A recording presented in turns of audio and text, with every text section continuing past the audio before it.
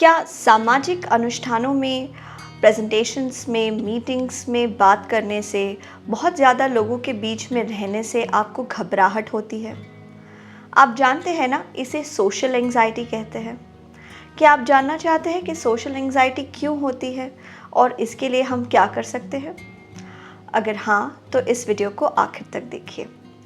नमस्कार, मैं मनोवैज्ञानिक डॉक्टर मयूरिका दास विश्वास और स्वागत है आपका योर सर्वाइवल मॉडल में। सोशल एंग्जाइटी होने का सबसे बड़ा कारण है हमारी सोच। हमारी सोच में कुछ गड़बड़ियाँ होती है, जिसे मनोवैज्ञानिक कहते हैं कॉग्निटिव डिस्टॉर्शंस, गलत तरीका सोचने का। इन गलत तरीकों के वजह से हम गलत धारणाएं बना लेते हैं, गलत एक्सपेक्टेशंस रखते हैं और इस गलत सोच के वजह से हमें बहुत ज़्यादा घबराहट होने लगती है। किस किस तरीके की गलत सोच होती है, हम उसे ज़रा ध्यान से देखते हैं। सबसे पहली गलत सोच है ऑल और नथिंग। लोग सोचते हैं कि या तो मुझे एकदम परफेक्ट स्पीकर बनना है, या तो मुझे नरेंद्र मोदी जैसे करोड़ों लोगों से बात करने की कॉन्फिडेंस रखनी है, या तो मुझे बिल्कुल शाहरुख खान जैसे फ़नी और स्मार्ट बनना है, या तो फिर मैं बिल्कुल कुछ नहीं, या तो फिर मेरी कोई वैल्यू नहीं, मैं एकदम परफेक्टली काम करूँगा। अगर मैं ज़रा सी भी गलती करूँगा तो वो बहुत बड़ी गलती हो जाएगी। लोग उसी गलती को याद रखेंगे, लोग मेरा मजाक उड़ाएंगे, हमेशा मुझे उसी बात के लिए टोका जाएगा और इतनी एम्बैरेसमेंट होगी कि मैं सहन ही नहीं कर सकूँगा। तो जब तक मैं परफेक्ट नहीं हो जाता, तब तक मैं कुछ भी नहीं करूँगा। इस सोच की गड़बड़ी को ज़रा ध्यान से देखिए। क्या ऐसा कोई भी इंसान है जो एक्सपर्ट बन गया, परफेक्ट बन गया बिना प्रैक्टिस के? जो लोग अपने जो भी गेम में हैं, अपने जो भी क्षेत्र में हैं और नंबर 1 पे चल रहे हैं, वो नंबर 1 पे इसलिए है क्योंकि उन्होंने कहीं पे शून्य से शुरुआत की। काम करते करते करते करते वो आगे बढ़े, अपनी गलतियों को उन्होंने सुधारा। गलतियों को सुधारा यानी कि उन्होंने गलतियां की। कई सारे ऐसे इंटरव्यूज़ होंगे जो श्री नरेंद्र मोदी अभी भी देखकर सोचते होंगे कि इस इंटरव्यू को ऐसे नहीं हैंडल करना चाहिए था। कई सारी फिल्में ऐसी होंगी जो शाहरुख खान देखते होंगे अपनी और सोचते होंगे इस सीन को इस तरीके से नहीं करना चाहिए था। जब हम काम करते हैं तब हम गलतियां करते हैं और फिर उसके बाद उन गलतियों को सुधार के ही हम नंबर 1 की पोजीशन तक पहुंच सकते हैं। इसलिए कभी भी ऑल और नथिंग वाली सोच मत रखिए। कोशिश कीजिए, गलतियां करने के लिए रेडी रहिए। अगली सोच की गड़बड़ी सोशल एंग्जाइटी में होती है जंपिंग टू कंक्लूजन। कोई चीज़ अज्यूम कर लेना, पहले से ही मान लेना। ऐसा सोचना कि 2 और 2 40 होते हैं। 2 और 2 40 नहीं, सिर्फ 4 होते हैं। ऐसा सोचना कि जब मैं मीटिंग में जाऊंगा मुझे घबराहट होने लगेगी, सब लोगों को पता लग जाएगा कि मुझे घबराहट हो रही है, मैं सबके सामने स्टैमर करने लगूंगा, हकला के बात करूंगा, लोग फ्रस्ट्रेट हो जाएंगे, इरिटेट हो जाएंगे, लोग मुझे डिफ़िकल्ट सवाल पूछेंगे, मुझे उन सवालों का जवाब पता ही नहीं होगा और फिर सबके सामने मेरी इज्जत की धज्जियाँ उड़ जाएंगी। यहाँ पे आप बहुत सारी चीज़ें अज्यूम कर रहे हैं।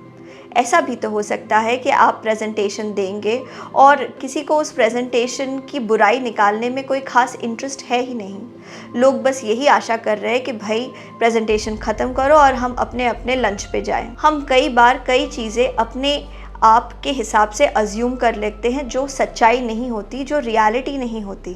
ट्राई करते रहना यही हमारे कंट्रोल में है और हमें उस चीज़ पे फोकस करना चाहिए जो हमारे कंट्रोल में है।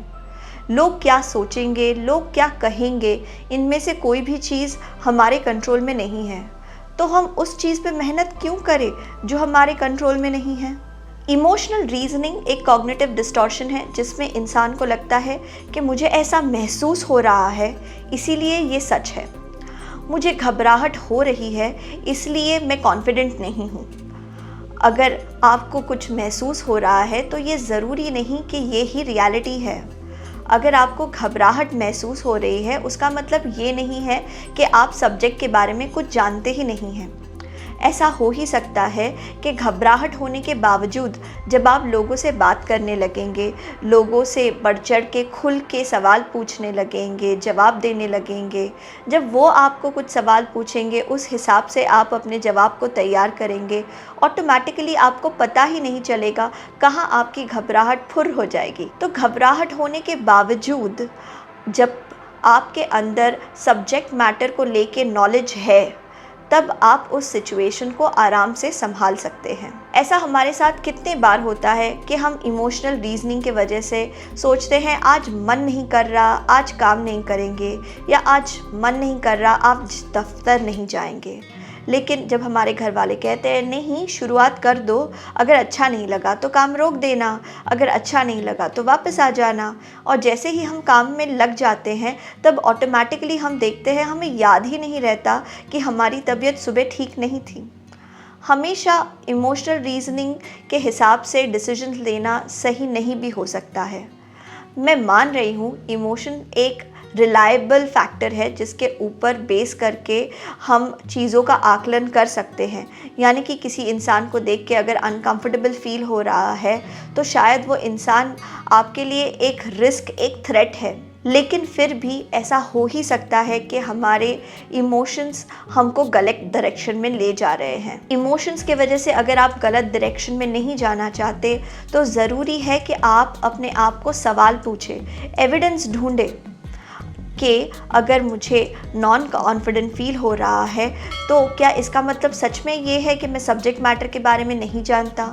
क्या इसका मतलब सच में ये है कि जो लोग मुझसे मिलने वाले हैं वो मुझसे झगड़ना ही चाहते हैं या मुझे इंसल्ट ही करना चाहते हैं? अब जब आप अपने इमोशन के लिए एविडेंस ढूंढने लगेंगे तब शायद आपको पता लग जाएगा कि आपके इमोशन को सपोर्ट करता हुआ एविडेंस आपके पास नहीं है। आप आराम से आगे बढ़ सकते हैं, लोगों से बातें कर सकते हैं, लोगों का अटेंशन अच्छा लगता है। जब आप लोगों को अटेंशन देंगे ऑटोमेटिकली लोग आपसे बात करना चाहेंगे, आपको पसंद करेंगे। एक और गलत चीज़ जो सोशली ऑकवर्ड लोग इस्तेमाल करते हैं वो है लेबलिंग। अपने आप से कहना कि मैं सोशली ऑकवर्ड हूँ, अपने आप को आइडेंटिफाई करना कि मैं नॉन कॉन्फिडेंट इंसान हूँ। देखिए, अपने आप को एक लेबल लगाना एक बहुत ही गलत स्ट्रैटेजी है।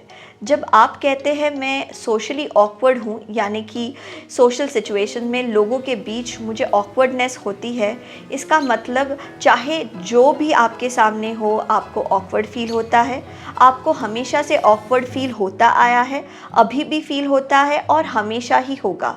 ये आपकी आइडेंटिटी हो जाती है। आप बाध्य हो जाते हैं इस आइडेंटिटी को फॉलो करने के लिए।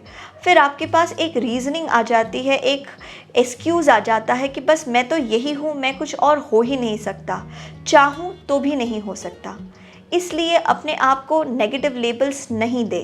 कभी नहीं कहिए कि मैं नॉन कॉन्फिडेंट हूँ, कभी नहीं कहिए कि मैं सोशली ऑकवर्ड हूँ। जो लोग सोशल सिचुएशंस में ऑकवर्ड हो जाते हैं वो कई बार सोशल सिचुएशन में गलती करने को एक बहुत बड़ी प्रॉब्लम बना लेते हैं।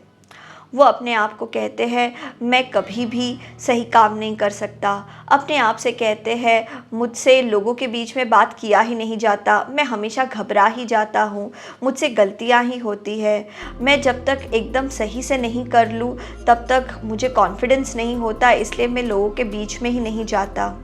देखिए, ज़िंदगी जीने का कोई perfect Ambani way of life, Bachchan way of life या कोहली वे ऑफ लाइफ नहीं होता। आप किस तरीके से ज़िंदगी जिएंगे ये आपके ऊपर डिपेंडेंट है। आप अपनी गलतियों को सुधार के अपनी खुद की वे ऑफ लाइफ बनाएंगे, अपना खुद का वर्जन ऑफ सक्सेस बनाएंगे, अपनी खुद की वर्जन ऑफ अकम्पलिशमेंट्स बनाएंगे। आपकी कहानी आपके लिए यूनिक होगी। ऐसा ज़रूरी नहीं है कि आपको किसी और महान व्यक्तित्व के जैसे बनना है। दूसरे लोगों की कहानियों से आप इंस्पिरेशन तो ले सकते हैं, लेकिन ये याद रखिए कि आपकी कहानी अपने आप में एक अलग तरीके से महान है। अपनी समस्याओं को सोचिए कि ये आपके लिए अपॉर्चुनिटीज़ है ये आपकी स्पेशल गुणों को तराशने के लिए आपकी अपॉर्चुनिटीज़ है। इनको बहुत बड़ा करके मत सोचिए कि हे भगवान मेरी ही ज़िंदगी ख़राब है, मुझे ही गलत और अनसपोर्टिव पेरेंट्स मिले हैं, मैं ही छोटे शहर में पैदा हुआ हूँ, मैं लड़की हूँ तो इसलिए मेरे लिए बहुत ज़्यादा डिफ़िकल्टीज़ है, मैं आगे नहीं बढ़ सकती। अपने आप को सिर्फ अपने लिमिटेशन से मत तोलिए, ना ही अपने लिमिटेशंस को बहुत ज़्यादा बड़ा बनाइए अपने दिमाग में। अपने आप को ये याद दिलाइए कि इन लिमिटेशन से जूझ के आप अपनी खुद की सक्सेस स्टोरी बनाएंगे, अपनी खुद की पर्सनालिटी को एक नायाब तरीके से तराशेंगे। आखिरी सोच की गड़बड़ी है पर्सनलाइजेशन। सब कुछ मेरे वजह से, सब कुछ मेरे साथ ही होता है, बुरी चीज़ें मेरे वजह से होती है, बुरी घटनाएं मेरे साथ ही घटती है, मेरे साथ अच्छी चीज़ें होती ही नहीं हैं। अगर प्रेजेंटेशन ग्रुप का था और प्रेजेंटेशन बिगड़ गया तो ग्रुप में दूसरों ने भी गलतियां की होगी, लेकिन जो लोग सोशल सिचुएशंस में ऑकवर्ड हो जाते हैं वो सोचते हैं कि उनकी क्या गलती है, वो उसी गलती के ऊपर फोकस करते रहते हैं। अगर कोई फंक्शन है, पार्टी है, फंक्शन पार्टी में अलग अलग लोग अजीब बातें, अच्छी बातें, बुरी बातें, मजाकिया बातें करते हैं, लेकिन वो सिर्फ अपनी ही बातों के ऊपर फोकस करते हैं कि मैंने कौन सी बुरी बात कह दी जिस वजह से लोग मुझसे नाराज़ रह गए। सब चीज़ें आपके लिए या आपके वजह से नहीं हैं। आप इस ब्रह्मांड का एक सुंदर हिस्सा हो, लेकिन आप इस ब्रह्मांड का केंद्र नहीं हो। सारी चीज़ें आपके लिए नहीं होती, सारी चीज़ें आपके वजह से भी नहीं होती। आपकी हासिल की हुई कोई भी प्रगति या सक्सेस हमेशा नहीं रहने वाली, आपके द्वारा की गई कोई भी गलती भी हमेशा नहीं रहने वाली। तो क्या फ़र्क पड़ता है? अगर कोई चीज़ आपके ज़िंदगी में मायने रखती है तो वो है आपकी मेमोरीज़, आपके अनुभव। आप किस तरीके के अनुभवों से अपनी ज़िंदगी को भरते हैं, उससे पता लगता है कि ज़िंदगी कितनी स्पेशल है। ब्रूस ली बहुत ज़्यादा उम्र तक ज़िंदा तो नहीं रह सके, लेकिन अपनी छोटी सी ज़िंदगी में उन्होंने इतने अद्भुत, इतने सुंदर अनुभव कर लिए कि उनकी ज़िंदगी को आज भी याद रखा जाता है। गलती करने के लिए तैयार रहिए, लोगों से मिलने के लिए तैयार रहिए। लोग आपका अटेंशन चाहते हैं। अगर आप गलती करके अपनी गलती पे खुद ही हंसेंगे तो आप देखेंगे कि आपकी गलतियों के ऊपर कोई दूसरा नहीं हंसता। अपने सोच को बदलने के लिए अपने आप को हमेशा कहिए कि आई एम ऑसम। दूसरों को नहीं लगता होगा बट आई एम ऑसम। दूसरे लोगों ने अभी तक पहचाना नहीं, लेकिन मैं बहुत ही शक्तिशाली, अद्भुत, सुंदर, ताकतवर हूँ।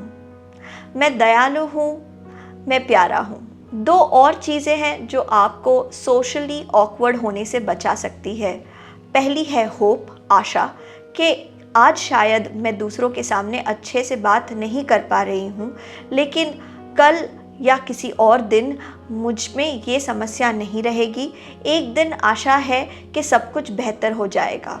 अपने आप को ये दिमाग में दोहराते रहना कि वो सुबह कभी तो आएगी, ये बहुत ज़्यादा ज़रूरी है। और आखिरी चीज़ जो आपको अपने आप को समझानी है वो है टॉलरेंस, सहन शक्ति। अगर आपका मजाक उड़ भी गया तो क्या आप सच में उसको सहन नहीं कर सकते? अगर लोगों ने आपको चिढ़ा ही दिया, आपको इंसल्ट कर दिया, आपको गुस्सा कर दिया, तो क्या सच में आप उसको सहन नहीं कर सकते? मुझे पता है कि मानसिक दर्द बहुत ज़्यादा शारीरिक दर्द जैसा ही होता है और हमें पसंद नहीं, लेकिन जिस तरीके से शारीरिक दर्द हमेशा के लिए नहीं रहते, उसी तरीके से मानसिक दर्द भी हमेशा के लिए नहीं रहते। और आप मानसिक तकलीफ, मानसिक दर्द को सहन कर सकते हैं। आप अपने चैलेंजेस को टॉलरेट कर सकते हैं। जब आप सहन करने की रेडीनेस के साथ रहेंगे, तब आप धीरे धीरे देखेंगे कि आपकी कॉन्फिडेंस लेवल एक और ही लेवल पे पहुंच गई है। जब आप मानसिक चैलेंजेस को सहन करने के लिए, टॉलरेट करने के लिए रेडी होंगे, तब आप देखेंगे कि आपकी कॉन्फिडेंस में दिन दुगनी रात चौगनी तरक्की हो जाएगी। अगर आपको ये वीडियो काम का लगा है तो इस वीडियो को लाइक करें, सब्सक्राइब करें, शेयर करें, क्योंकि बहुत सारे लोग सोशल सिचुएशंस में ऑकवर्ड हो जाते हैं, इसलिए आपको उनकी मदद करनी है। आपके मूल्यवान समय के लिए धन्यवाद।